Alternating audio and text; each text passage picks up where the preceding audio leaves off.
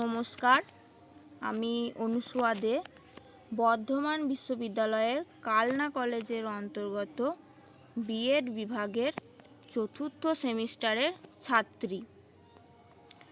আমি ইপিসি 3 প্র্যাকটিকামটিতে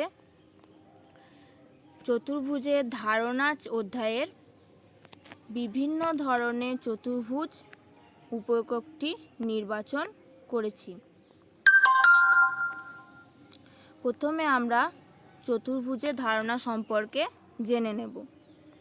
চতুর্ভুজ অর্থাৎ চারটি ভুজ অর্থাৎ চারটি সরলরেখা দ্বারা আবদ্ধ ক্ষেত্রকে চতুর্ভুজ বলা হয়।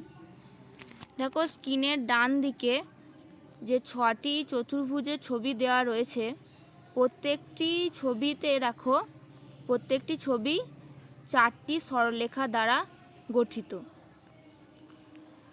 তাহলে চতুর্ভুজ হচ্ছে একটি বহুভুজ যার চারটি বাহু এবং চারটি কোণ রয়েছে।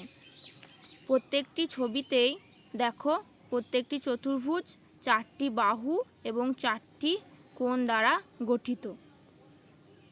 এবার আমরা জানব বিভিন্ন ধরনের চতুর্ভুজ। চতুর্ভুজ বিভিন্ন ধরনের হয়, তো বিভিন্ন ধরনের চতুর্ভুজগুলির মধ্যে যেগুলি এখানে রয়েছে সেগুলি হলো আয়তক্ষেত্র, বর্গক্ষেত্র, সামান্তরিক, রম্বস এবং ট্রাপিজিয়াম। এবার আমরা এই বিভিন্ন ধরনের চতুর্ভুজগুলো সম্পর্কে জেনে নেব।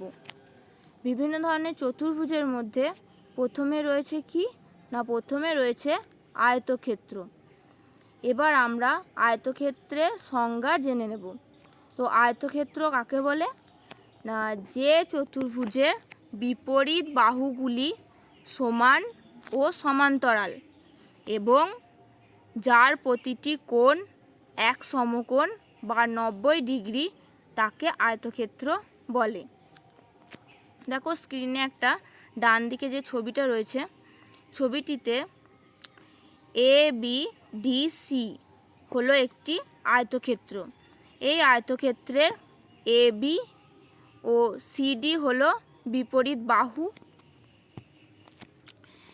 এবার AB ও CD যে বাহু দুটি রয়েছে, এই বাহু দুটি হলো আয়তক্ষেত্রের দুটি দৈর্ঘ্য এবং AC ও BD যে বাহু দুটো রয়েছে, এই বাহু দুটি হলো আয়তক্ষেত্রের দুটি প্রস্থ।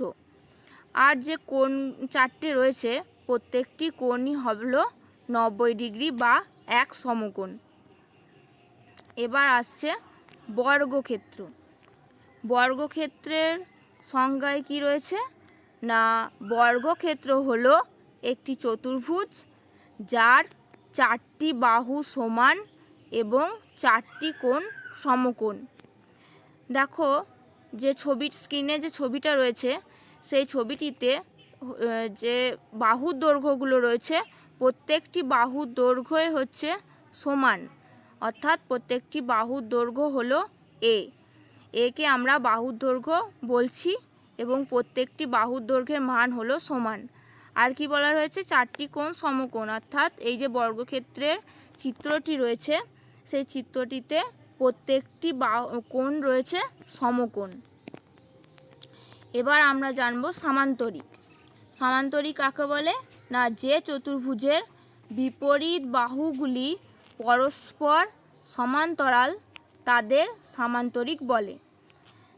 দেখো স্ক্রিনে যে চিত্রটি রয়েছে সেই চিত্রটিতে ADCB হলো একটি সামান্তরিক। এই সামান্তরিকের AD ও BC হলো বিপরীত বাহু। এবার কি বলেছে, এই বিপরীত বাহুগুলো হলো পরস্পর সমান্তরাল এবং AB ও DC যে বাহু দুটো রয়েছে এই বাহু দুটো হলো বিপরীত বাহু এবং এই বিপরীত বাহু দুটো হলো সমান্তরাল। এরপর কি রয়েছে না, এরপরে রয়েছে রম্বস। এবার আমরা রম্বসের সংজ্ঞা জেনে নেব। রম্বস কাকে বলে না, যে চতুর্ভুজের চারটি বাহুর দৈর্ঘ্য সমান কিন্তু কোণগুলি সমকোণ নয় তাকে রম্বস বলে। দেখো স্ক্রিনে একটি রম্বসের চিত্র দেওয়া রয়েছে, ABCD, এটা হলো একটি রম্বস। এই রম্বসের AB, BC, CD এবং DA দেখো 4টি বাহু রয়েছে। এই 4টে যে বাহু রয়েছে প্রত্যেকটি বাহুর দৈর্ঘ্যই সমান, অর্থাৎ AB = BC = CD = DA। এবং যে কোণগুলো রয়েছে দেখো কোণগুলো কি কি রয়েছে, আলফা, গামা, বিটা, ডেল্টা, যে 4টে কোণ রয়েছে এই 4টে কোণ কিন্তু সমকোণ নয়, মানে কোণগুলো 90 ডিগ্রি নয়। বেশ, এবার পরবর্তী রয়েছে ট্রাপিজিয়াম। ট্রাপিজিয়াম কি না, ট্রাপিজিয়াম হলো একটি চতুর্ভুজ যেখানে একজোড়া বিপরীত বাহু সমান্তরাল। তাহলে ADCB হচ্ছে একটা ট্রাপিজিয়াম।